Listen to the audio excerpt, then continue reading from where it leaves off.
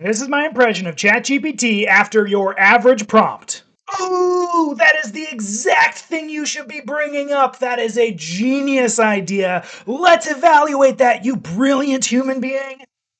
As it turns out, this is actually really harmful for our mental health. So today we're going to be deep diving into some of that research, evaluating what we can do to mitigate this harm, and if you stay till the end, I'm going to show you how to turn this down in ChatGPT. You're going to want to see that. Let's go.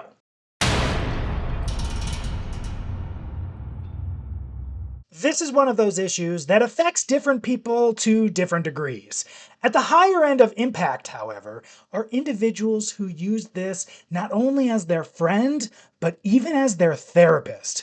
In fact, one survey showed that over half of students have already used an AI system for companionship, meaning that this is already around our society. And the danger is real. One study that was backed by OpenAI itself says that while an emotionally engaging chatbot can provide support and companionship, there's a risk that it may manipulate users' socio-affective needs in ways that undermine longer-term well-being.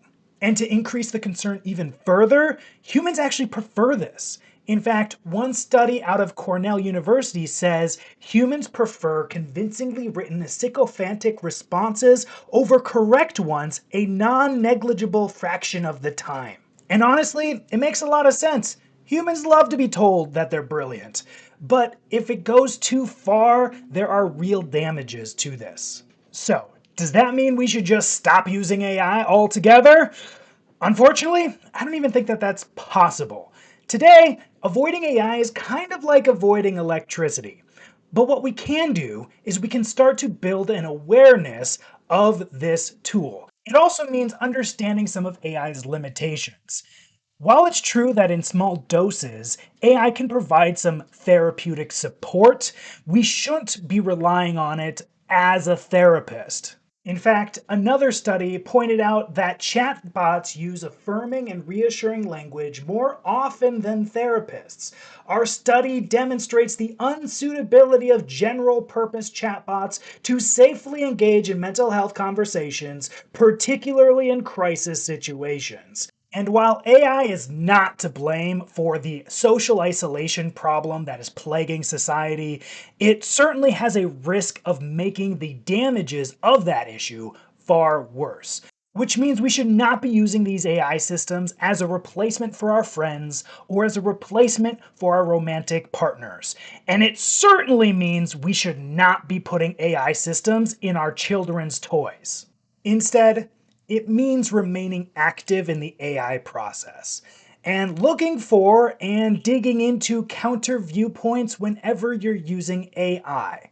It also means in the classroom, we need to be ensuring that students are explaining their reasoning at every step of the way and that we're testing them at every step of the way. And finally, it means ensuring that we're doing error analysis in schools of AI outputs to teach our students that it's not always correct and that it has some of these dangerous tendencies.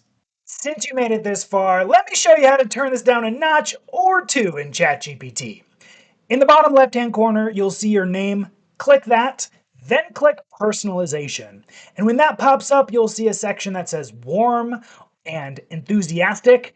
Simply select less warmth and less enthusiasm, and then you'll be getting a lot more straightforward answers rather than being called brilliant all of the time. And if you appreciated this tip, then I would deeply appreciate it if you hit the like button so that you can help us out with that algorithm.